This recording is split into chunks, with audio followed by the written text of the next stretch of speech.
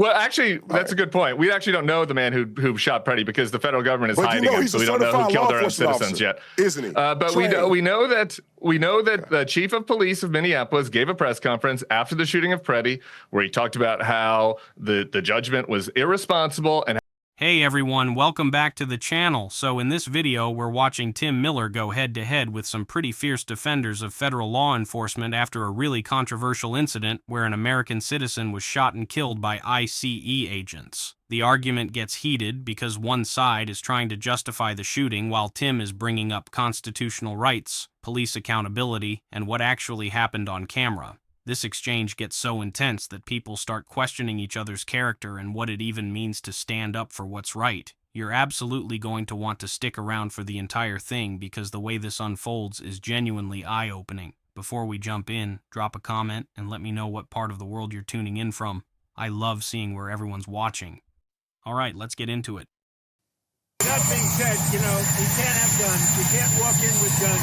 What about the Second Amendment? Listen, you can't walk in with guns. You can't do that, but it's just a very unfortunate incident. Do you agree with the assessment from some of your own officials that Alex Preddy is a domestic terrorist or an assassin? Well, I haven't heard that, but certainly he shouldn't have been carrying a gun. But I don't like that he had a gun. I don't like that he had 2 fully loaded magazines. That's a lot of bad stuff. And despite that, I say that's a very unfortunate. Now, the thing is, Jonathan Fay, I've repeatedly heard Donald Trump say he's the biggest Second Amendment guy in America, right? How does that square with what he's saying there about this protester who was there, had a lawful right to have a firearm and the ammunition? He's saying he shouldn't have taken it, but that's a repudiation of his constitutional rights, isn't it? I don't think so at all, and I don't view it the same way in that, yeah, you have a right to carry a firearm, but that also comes with responsibilities. I know Tim's rolling his eyes there, but the thing is, what the issue is here is this person injected himself in the situation, and I'm not going to come to a conclusion because I don't know what happened, but he injected himself into a law enforcement situation, and he was armed, and he went there. He didn't go there to protest, my understanding. These people weren't holding up signs saying, open borders, mass amnesty. He was injecting himself into a situation to interfere with ICE doing their jobs. The legal issue, and you don't just come out and say it's murder if someone dies. The issue is, did this officer have a reasonable belief that his life or the lives of others were in danger of being lost or being seriously injured? And one thing, hang on a second, Tim. It's important from the officer's perspective and what's reasonable, and they are in this high-pressure situation. And the fact that the gun was removed, that's a factor, but it's not the only factor because you don't know in these situations, does he have another gun or something else to make someone safe? So the questions you want to ask are, did any of your agents ever fire 10 bullets into an American citizen? Did that ever happen when you were acting director? Did they ever fire 10 bullets into an American citizen? Tim, if you could settle down a little bit. Did you ever do that? Look, I can answer the question if you want. If you want to just, are you performing or can I just answer? No, I'm asking. It's a fair question. Did that ever happen? You were the acting director. Did any of your agents ever kill American citizens? Don't speak over each other. Pierce, are we here to talk about this or is it just don't talk over? Yeah, I agree. What is this? Let's not talk over each other. So I think the question Tim is asking is a reasonable one. I know the emasculated males are up in arms, Tim, but come on. All right, but you're saying Jonathan, the problem is that I would say the person that was please don't talk over each other. Guys, he just called me an emasculated male. I would say please don't talk over each other. Guys, no one can hear you when you talk over each other. Okay. Jonathan, I'm trying to answer your question. You want to perform. I'm happy to answer the question. Please let me conduct this panel. Thank you. The point Tim was making to you, Jonathan, was in all your time as ICE director, acting ICE director, did you ever have an incident like this where an ICE official put 10 bullets, or 2 of them did, put 10 bullets into an American citizen? I can tell you, I know a lot about police shootings. I was a federal prosecutor 17 years. I've defended police and police shootings. And the way they are trained, and Brandon will confirm this, you fire until the threat is no longer a threat, and then you reevaluate. So the fact that there are 10 bullets, you don't just say, you know, we've heard Joe Biden, remember, you shoot in the leg or whatever. You don't do that, and that's not the way they're trained. So if the issue is the number of bullets, then the question is maybe they should be trained differently, but they are trained to eliminate the threat. Okay, so right here is where the entire facade collapses, because the man who spent years telling his supporters he's the biggest Second Amendment defender in America just said, "You can't walk in with guns. You can't do that." And when the interviewer asks him, what about the Second Amendment, he doubles down and says, "I don't like that he had a gun. I don't like that he had 2 fully loaded magazines." Let me be extremely clear about what just happened. A citizen was legally carrying a firearm. He had every constitutional right to do so. He wasn't brandishing it. He wasn't threatening anyone. And he got executed by federal agents. And now the president is saying he shouldn't have had that gun in the first place. That is a direct repudiation of the Second Amendment. Or you cannot claim to support gun rights and then say a lawfully armed citizen deserved what happened because he was exercising those rights. And then Jonathan comes in with this absolutely wild defense saying, well, he injected himself into the situation. He was interfering with ICE doing their jobs. Brother, what jobs? Pushing American women to the ground? That's the job description now? Because that's what Alex Prey was responding to. He saw federal agents being aggressive with a protester, and he stepped in. That's called being a decent human being. That's called community defense. And for that, he gets tackled by multiple agents, disarmed, and then shot 10 times. But here's what really exposes the game. Brandon starts throwing around emasculated males as an insult. That's the tell right there. When you've lost the argument on facts, on law, on basic human decency, you resort to questioning someone's manhood. And notice who he's calling emasculated, the people defending a nurse who stood up for a woman. Meanwhile, the 6 masked agents who needed superior numbers and firepower to feel safe enough to execute someone, those are the real men, apparently. Make it make sense. Now, Brandon, what has concerned me about this is that from Donald Trump, and I think you have intimated this too, there's an immediate position by people on the MAGA right that because you don't like Ilhan Omar, that she somehow has staged this, it's not real, it didn't happen the way people think it did, this guy was a plant, and so on. And again, it comes back to what I sense is a complete eradication of basic humanity. There ought to be parameters between left and right where we can just agree when something like that happens, we all say, this is terrible and shouldn't be happening. Piers, there's no jump to conclusion. I don't care about none of these people. They don't pay my bills. I don't have to say anything about Ilhan Omar. I don't really care about her. But the bottom line, and Donald Trump don't pay my bills either. But the bottom line is that I'm looking at this impartially. I don't know what anybody said.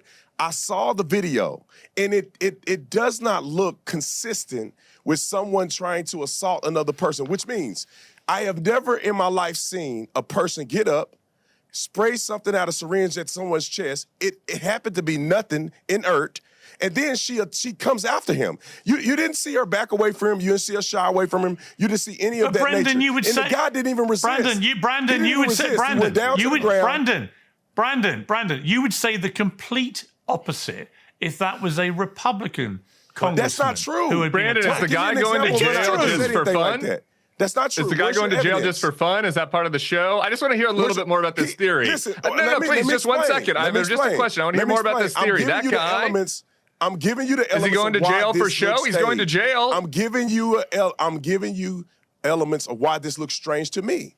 Okay, so why do you think he's going to jail? Is it for show? Is he like Antifa? Is this part of like is this the lizard people? Listen, was there anything in the syringe? It was inert. There was nothing poisonous. There was no pepper spray. There was nothing in the syringe to I'm start asking with. you why you think he's going to jail for this. He sprays her with the syringe in the chest. She goes after him. If you're afraid of somebody spraying you with a chemical agent, you're not going to pursue them. He resisted not one bit. He goes to the ground. She says, so you don't believe it, do you, Brandon? You don't believe it? I don't think that this was, I think this was staged. I don't know if it was true or not. Can I ask a question here? Can I ask a question? Okay. What if Alex Preddy had sprayed a liquid onto this ICE officer? Would you have Brandon? Would you have said that there was no threat at all? Aggravated. It'd be aggravated assault. And you would have supported executing him. No, just like you would have supported. No, that wouldn't have been justification. That wouldn't have been justification for the ICE agent to react. But merely holding a phone is justification to react. Who said that it's justified for somebody to spray something? We're talking about a specific incident where a man had a gun. They had a reason to believe that he was armed and dangerous. He had a gun in his holster. He was holding a phone. He was holding a phone. Can we talk about masculinity for a second, Piers? I'd like to talk about masculinity for a second. He had a gun on him. I would too. Have a gun on him? I would too. Did he not have a gun on? Have you ever done law enforcement? Any one of you emasculated men on a thing? Have you ever done law enforcement? You know, Brandon, I can field this one for you. I'm happy to take this. Thank you for that. Why are they emasculated? And now we get to the conspiracy theory portion of the program. Piers brings up how the MAGA right immediately claimed Ilhan Omar staged her own assault. Just jumped straight to she somehow staged this, it's not real. And Brandon's response is absolutely telling because he tries to have it both ways. He says, I'm looking at this impartially, I saw the video, and it does not look consistent with someone trying to assault another person. Let me walk you through what he's actually saying here. A man was arrested and charged for assaulting a congresswoman. There is video evidence. Law enforcement made an arrest. But because Brandon personally doesn't like Ilhan Omar's politics, suddenly the entire thing must be staged. He admits later, I think this was staged, I don't know if it was true or not. That's not impartial analysis. That's motivated reasoning working backwards from a conclusion. And here's the core problem with this kind of thinking. When you decide that anything negative happening to people you disagree with politically must be fake or staged, you've completely abandoned any shared reality. You're saying video evidence doesn't matter, law enforcement doesn't matter, witness testimony doesn't matter, because your political feelings override all of it. That's not skepticism, that's denialism. Tim tries to walk him through the logical problem. He asks if Alex Prey had sprayed liquid on an ICE officer. Would that justify execution? Of course not. But Brandon can't engage with that hypothetical honestly, because it would expose the double standard. When it's someone on your side being assaulted, it's staged. When it's a federal agent encountering any resistance, lethal force is justified. You cannot hold both of those positions simultaneously and claim to be consistent. And then Tim hits him with the key point. He was holding a phone. That's it. That's what got this man killed. He was holding a phone while legally carrying a firearm. That combination was apparently so threatening that trained federal agents felt they had no choice but to fire 10 rounds. Think about what that standard means going forward for anyone who wants to exercise their Second Amendment rights while also documenting government actions. Ever had to use force and make a split-second decision? Apparently, Piers, we're emasculated because we're not bootlickers for ICE agents who want to kill somebody. You can judge apparently we're emasculated because we're not in support of six guys jumping on and murdering a nurse. There's a use of force. You're a real man, Brandon. Hey, Brandon, you're a real man because you can defend a 6-foot-grown man unloading a clip into a nurse's head. Hang on. Hey, hang on, please. Hang on. We can't hear you when you all talk. When you all talk at once, nobody hears any of you. Tim. Yeah. So I have a couple of things on this question of whether I've been an officer.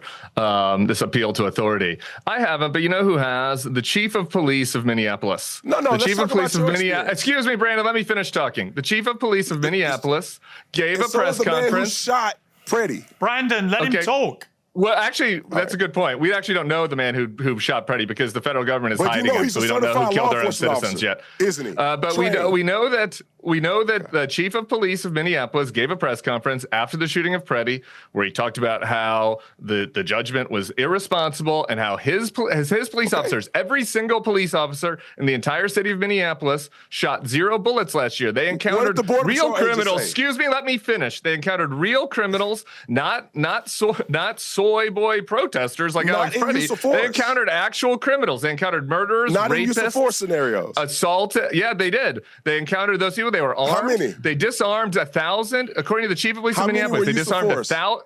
They disarmed 1,000 people last year without firing a single bullet. These morons fired 10 bullets. And this whole thing about this definition of masculinity.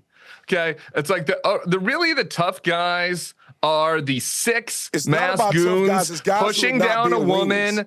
pushing down a protester and then getting scared. Oh, they saw a gun and I got so scared and I've got to shoot my bullet. Boom, 10 times. I'm so scared. I'm so scared. I got to shoot my bullet. Those are the masculine men? No, I'm sorry. The masculine guy was the guy standing up for the woman, doing what men should do, standing up for the woman that got pushed down, and then in exchange for his bravery, a bunch of pussies shot him dead and unloaded 6 bullets into his dead body while he was laying on the ground. That's what happened. Those are the emasculated men. And I wish we had more men like Alex Preddy, but unfortunately he's dead. Okay.